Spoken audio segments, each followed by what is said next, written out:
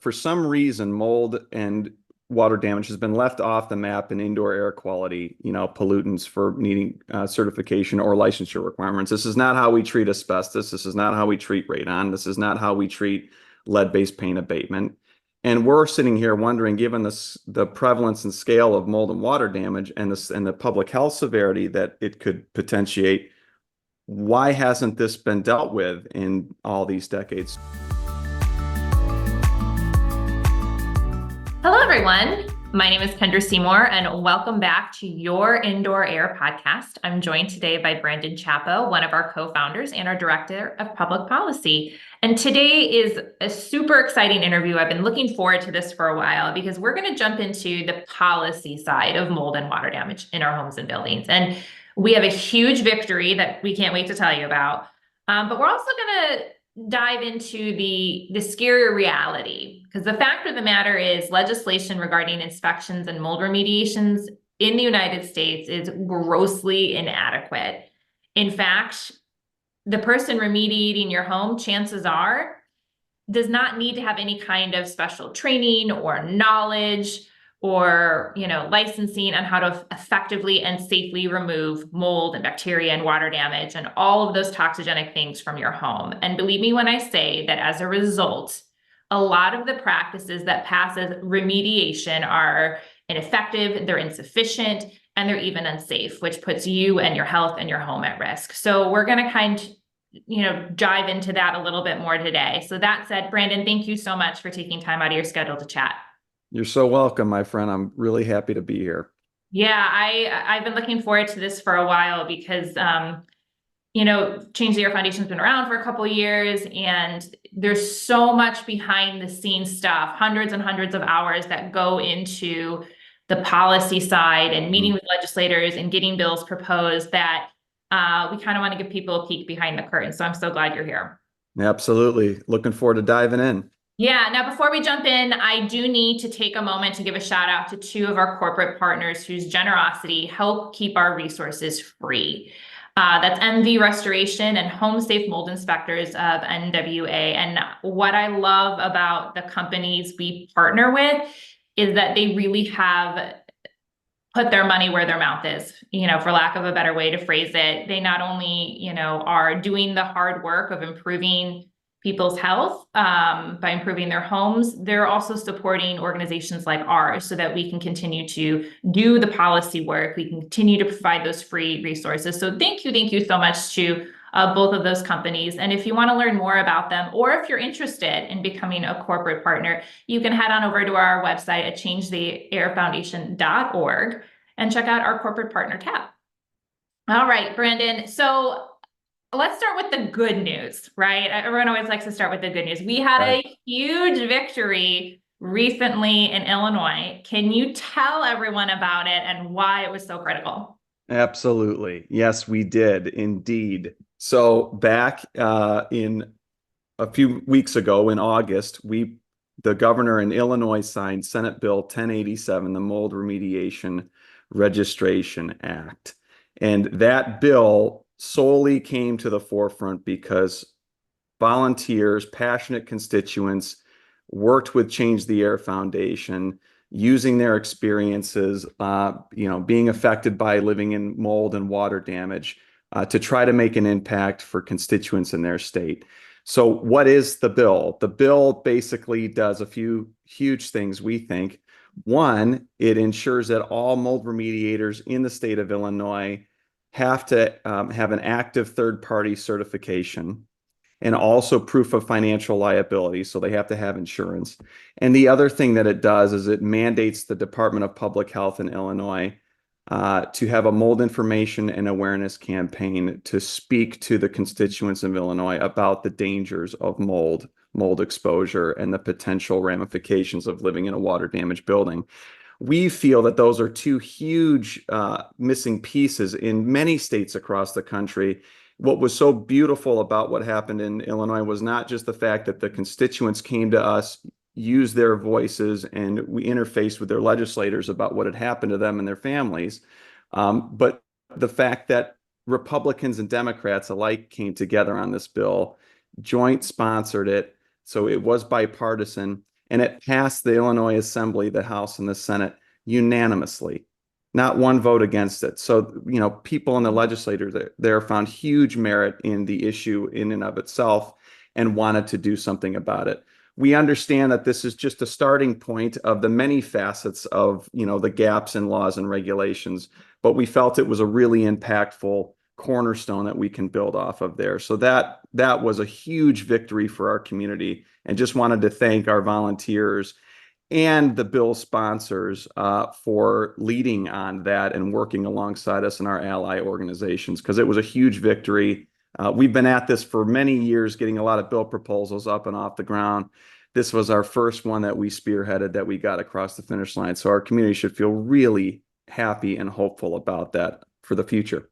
Yeah, I mean, and I think the hard thing too is it's hundreds and hundreds of hours and meetings and phone calls and follow-ups and months, and every state has different, timelines and requirements. And so it really was a team effort. I think what Yes.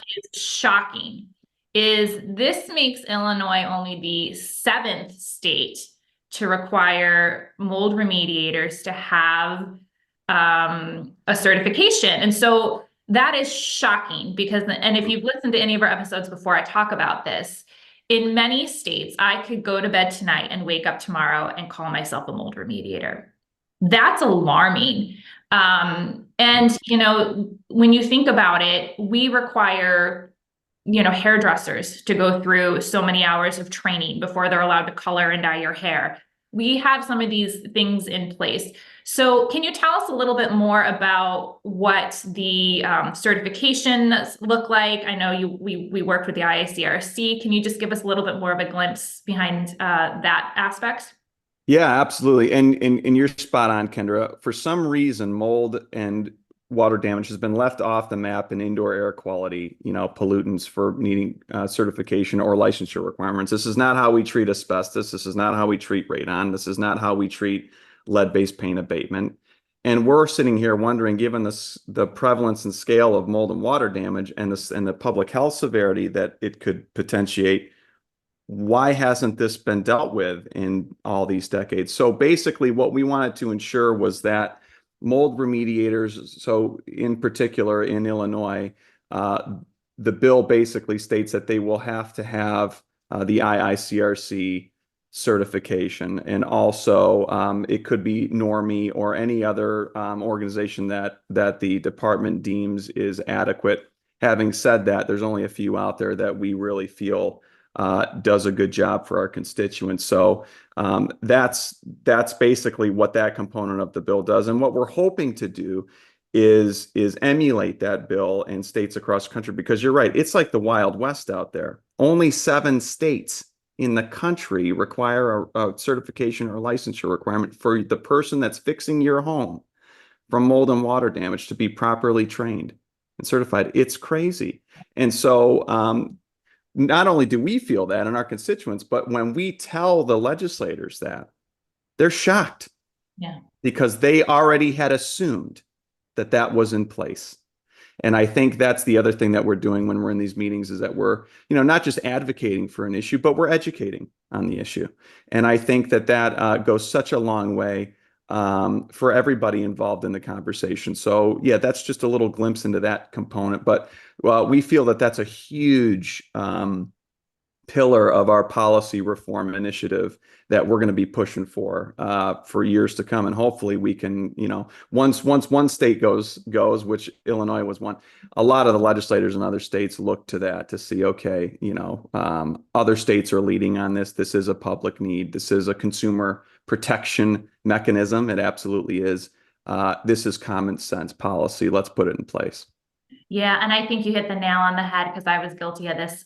I think many people are. They assume that these people are trained properly. I know when we first moved into one of our homes and they found some mold and water damage in the basement, it was a contractor ripping it out. And literally, we're all standing there. My realtor, the seller's realtor, this is when we were under contract for the home, and nobody is wearing PPE. There's no containment, there's nothing. And I just assumed that we wouldn't be standing there if it wasn't safe. They would tell us they were the professional. And I think too, people, it's really frustrating because you're like, all right, what does good, safe and effective mold remediation look like? And a lot of our government websites are very out of date. The information is scant if it's existent at all. And so that is another part of the piece is, when you go to look for, well, what is the proper way to do this?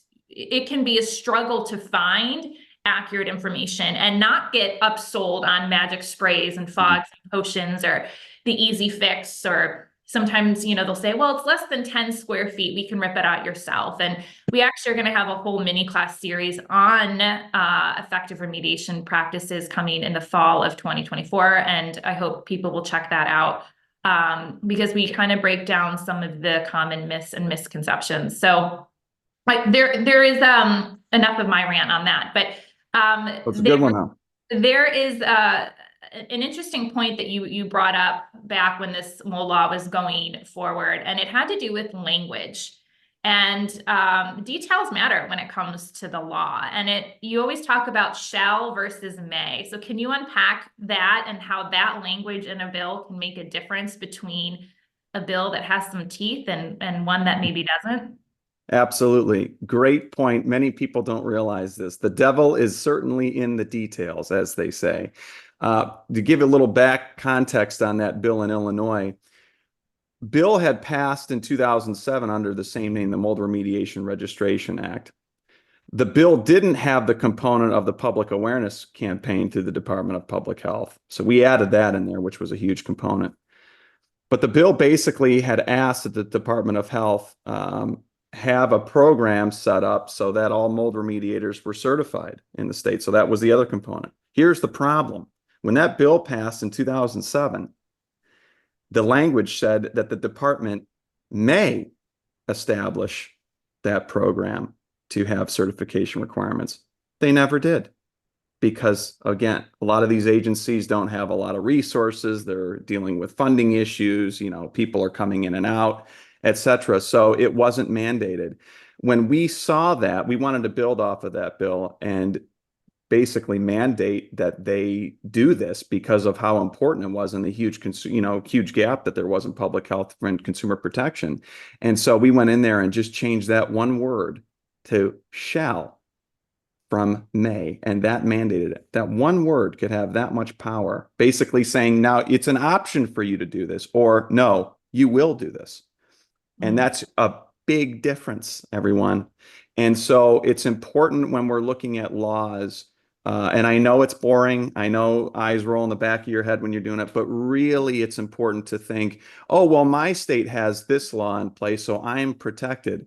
Very important for you to go in and read what the language actually states, because you could be under a very different assumption of what the bill language intent actually was when it was passed. And not just for this issue, I'm just saying for any issue, it's very important. And so we do that in every state. Either there's nothing that we can go off of, or if there's something that we want to hook onto, we go through and read it and make sure that, that it's doing what it was intended to do. So yeah, very important point there that we were able to find and fix. Yeah, that was a great catch. I'm going to give a little plug. If you head on over to changetheairfoundation.org and you head on over to our policy tab, we actually have an interactive US state map that we are super excited about. And do you want to tell people just real quickly how that works? Because you're going to want to check it out if you're listening, I promise. Yeah, you will. It's a pretty new feature. It's only been up for a few months now, but it's very unique. There's not a lot of websites that I'm aware of that actually has this. But if you go to our policy and advocacy tab on our website, changetheairfoundation.org, and scroll down, you'll see a map of the United States that you can hover over. You can click on any of the states that you live in, and 3 links will pop up. It'll be find your state legislators will be one, find your federal legislators will be the second, and then, of course, look at your current indoor air quality laws in your state, which we have provided by the Environmental Law Institute. And we update that yearly as they update that so that you have the most up-to-date information.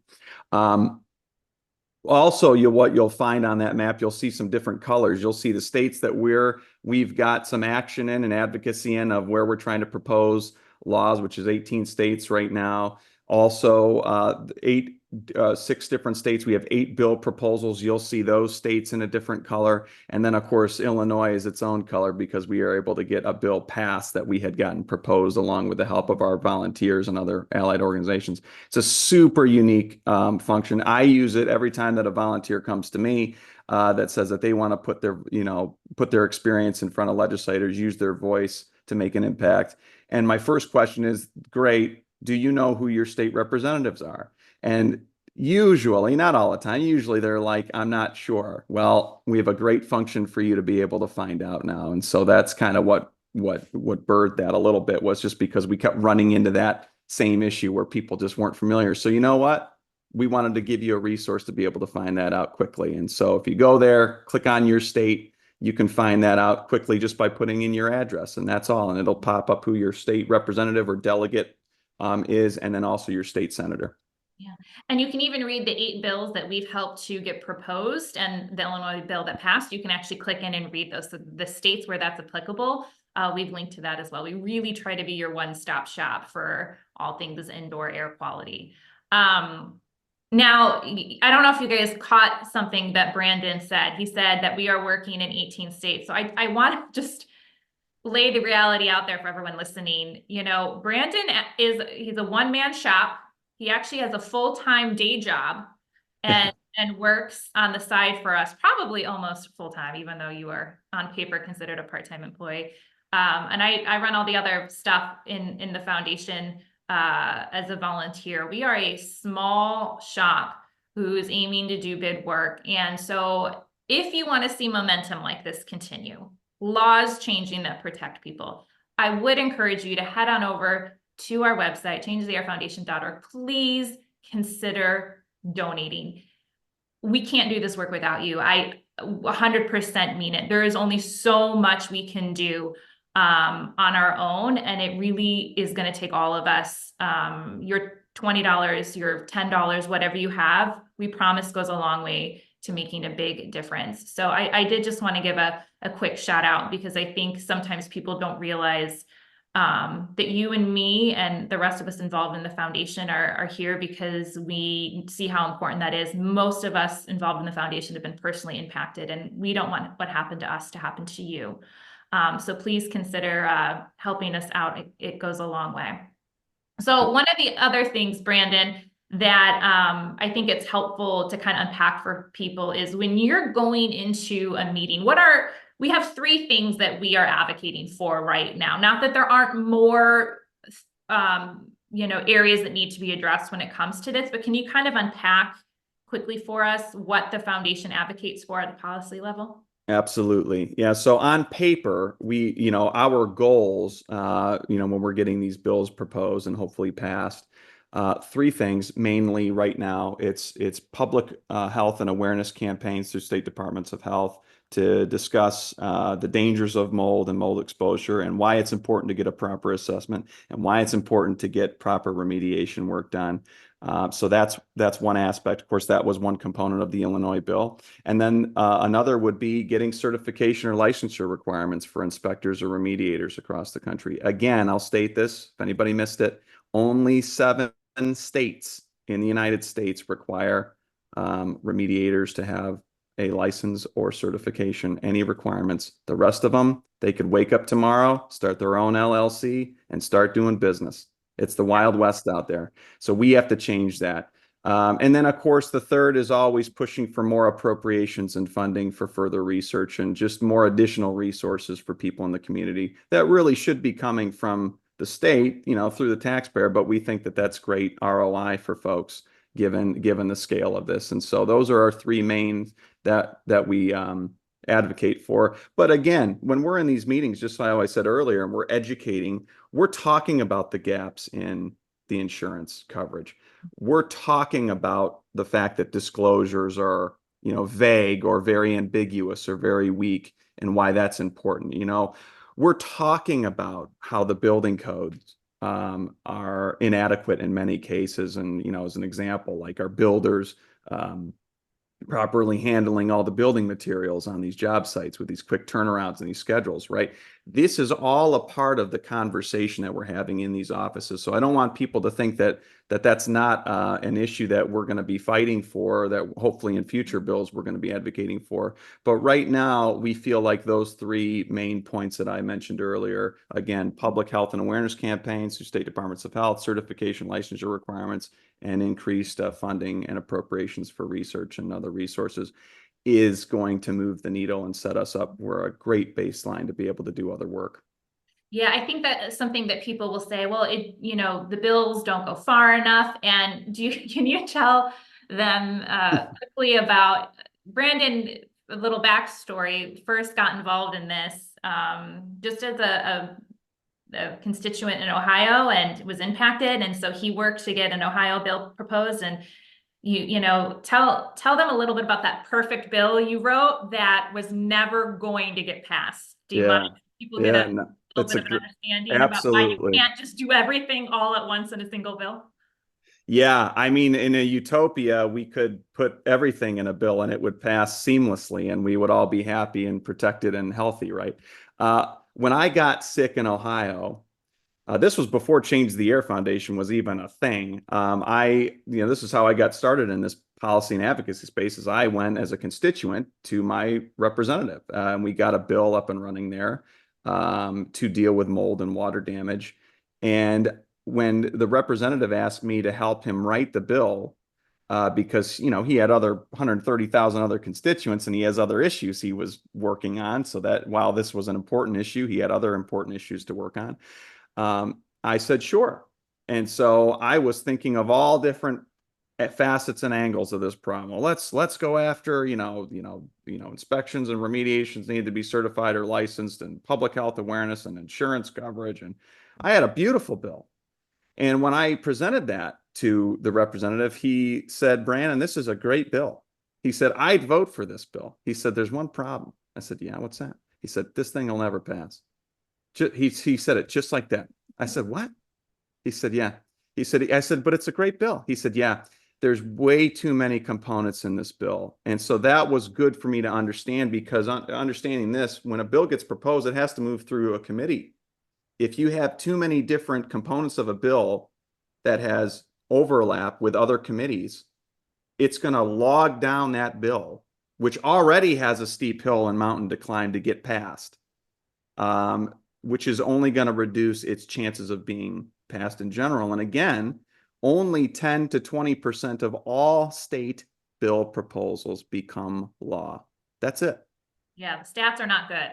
The stats aren't good to begin with. And so, while we do want to end this issue and this problem as best as we can yesterday, it's not a good strategy in our minds at Change the Air Foundation to go into something already knowing that we're set up to fail. Because you know what? People can't afford this to continue to be pushed down the road any further. We have to start to make progress in spaces and areas that we can and build off of that success, so that we can make a long-term impact. And that's the strategy. So again, I talk to people about this in these meetings. I said, I understand where you're coming from. I was severely affected by this. My life was upended from this, and I want to fix this yesterday, but we have to go about this the right way strategically. And I think we are so far. Always room for improvements, of course, and we're learning things every day. But we feel that that was a really important lesson that I received from the representative early on in my journey, and it's beginning to bear some fruit. Yeah. Yeah, no, and I think that's really helpful for people to think about. Many of us, other than sitting through like our 8th grade civics class, probably forget some of the details. And unless you work, for the government or in politics, it may be a little further from your mind. So that's super helpful. I think the other thing I just want to mention too is we at the foundation, certifications are kind of your starting point, right? They're kind of the minimal requirements that we tell people to look for, because the reality is, and I know some of you are out there thinking, well, someone could choose to ignore the law. And while that's true, when it comes to something that impacts people's safety and health as a society, we put laws in place that benefit the good of everyone, right? So just like before you drive a car, before my kids turn 16, they're going to have to go through so many months of driver's ed and training and pass a written test and a physical test. That doesn't mean that when they go out on the road, they're not going to get into a car accident. I will tell them the same thing my parents told me. Yes, I want you to be knowledgeable, and you need to be on the lookout for people who are distracted drivers. So if you head on over to changetheairfoundation.org and you go to our Start Here section, under our resource tab, we take you through how to find a good remediator, how to find a good inspector. It starts with certifications, but then we go further. And one way we do that is by providing you with the tips and resources, the questions to ask, the answers to listen for when you're vetting these companies. It is so, so important that you do this extra step. And we have really laid it out, I think, beautifully in a user-friendly, consumer-friendly language for you. So please check that out and keep in mind that, yes, certifications are important, but you need to take that additional step. And we've tried to provide that for you as well.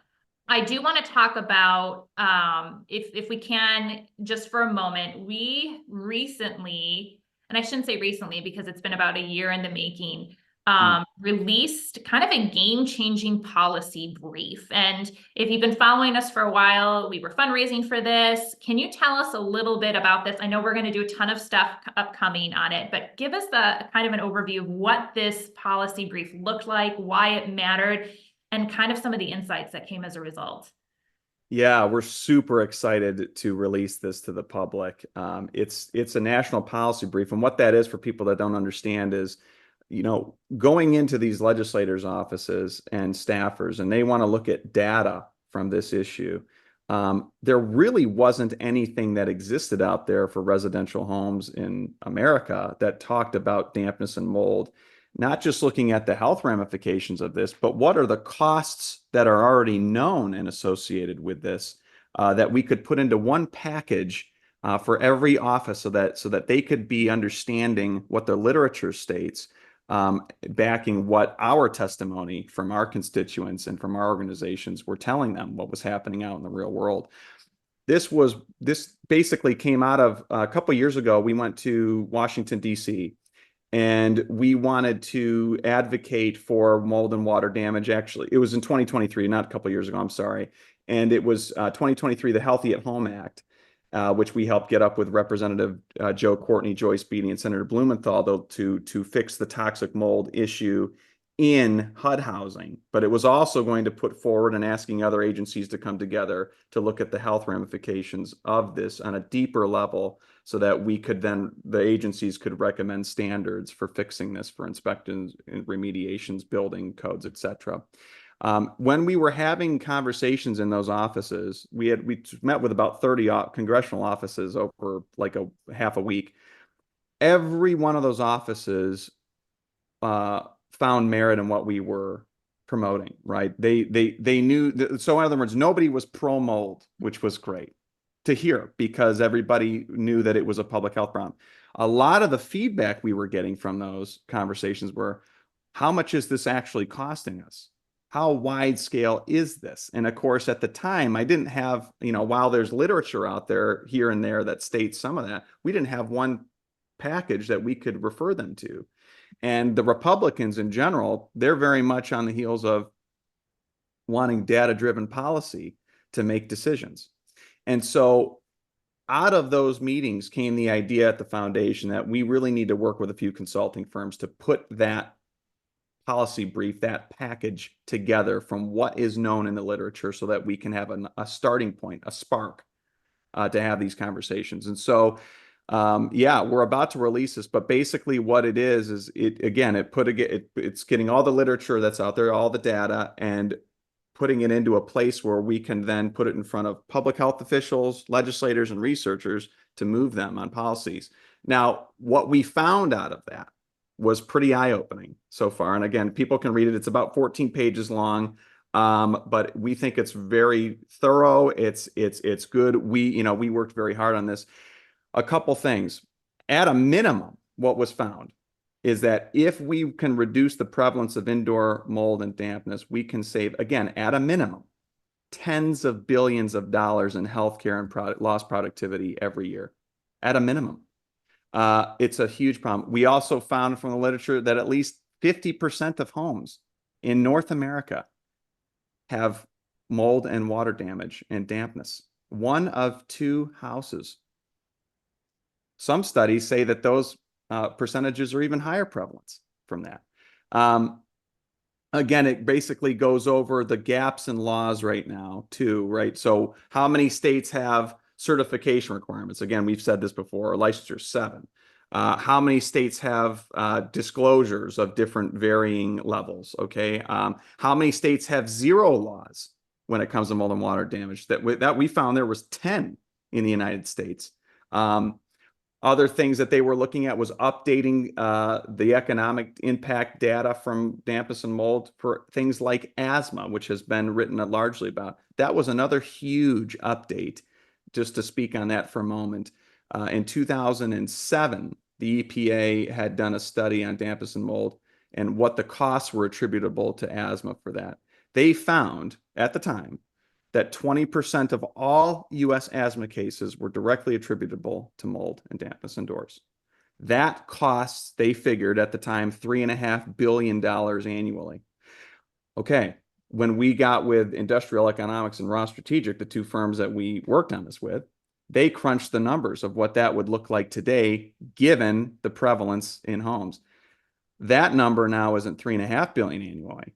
That's now anywhere between 14 and 38 billion, almost $40 billion of costs, lost productivity, healthcare costs, you name it, because of the mold and water damage epidemic that we have in this country, just asthma alone. We're not talking about any of the other issues that our community suffers from, myself included, the neurological associations, right?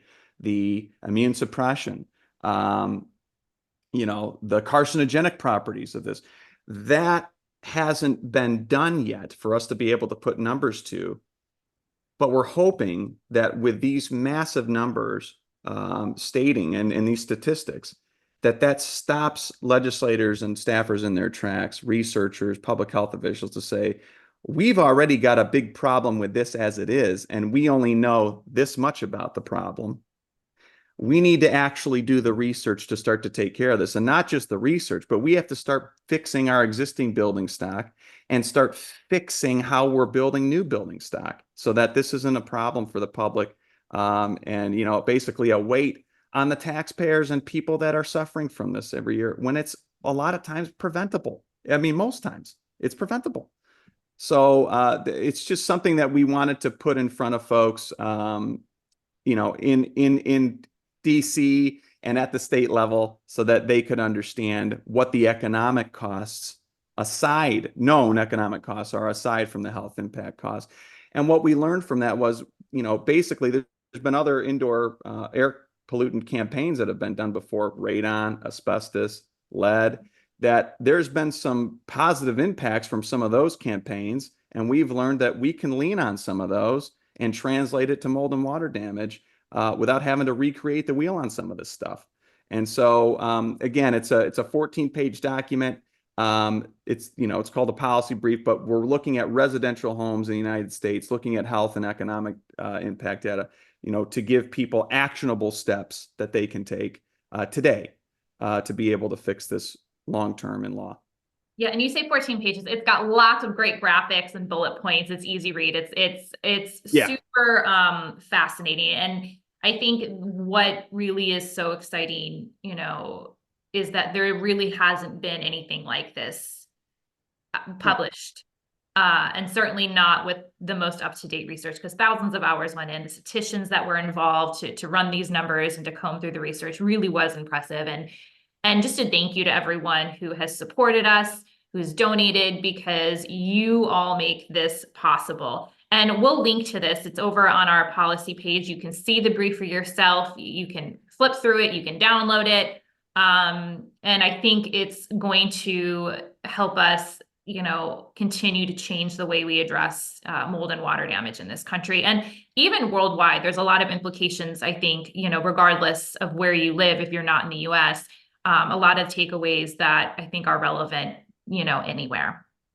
Yeah, it's going to be, we really think it's going to be the spark that starts to move people on this on a national scale. And so we're very excited to get it out there. And thank you to our supporters and our donors who made this possible, and also all the subject matter experts and indoor air quality advisors that, worked alongside of us, and of course the consulting firms on this to get this done. So yeah, you'll be hearing very soon about this. We'll have a lot of news. Yes. That's a great teaser though. So we're excited. Yeah, stay tuned, everyone. But catch your sneak peek now because that is up. I know we're out of time. So Brandon, Illinois passed. Yay! What are Yeah. you working on now? Where are we going as a foundation from the policy side of things? Yeah, so we're doing work as we speak. The ball never stops rolling. We've got volunteers reaching out to us weekly, basically saying that they want to get bills up and running in their state. What we're going to try to do is absolutely build off of that momentum that Illinois gave to us. A lot of lawmakers always ask the question, well, has any other bills passed? Well, before we could say, well, we've gotten a lot of bill proposals up and running and they're working their way through committee, but we hadn't had one that we could lean on recently that we said that got across the finish line, bipartisan, unanimous.